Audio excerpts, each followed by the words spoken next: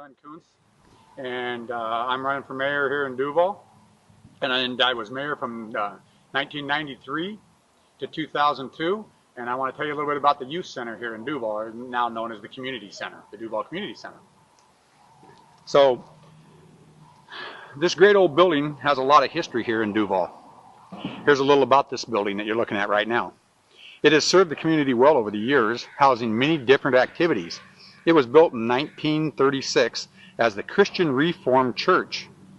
My mother-in-law did the books here out of this building when it was the City Hall. Also served as our fire station, police station, and many more. My wife Jerry, she actually went to kindergarten in this building. The building was in pretty bad shape and slated to be torn down. I was not about to let this happen. So I rallied the staff, the council, behind a vision.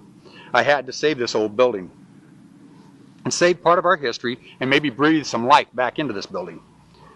On a Saturday morning, September 15th, before the fog burned off, a group of volunteers arrived early to start cleanup outside the building.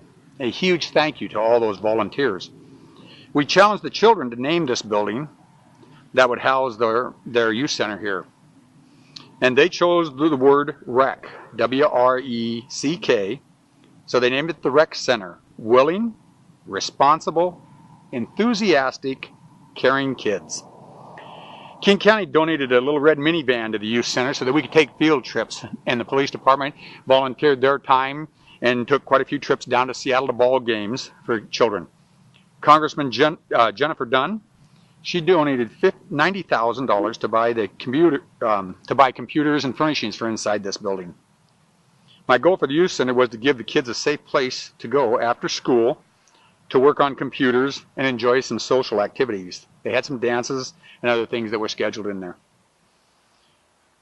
Before the end of my term, in 2001, the city they had honored me by naming the youth center the Glen Kuntz Rec Center.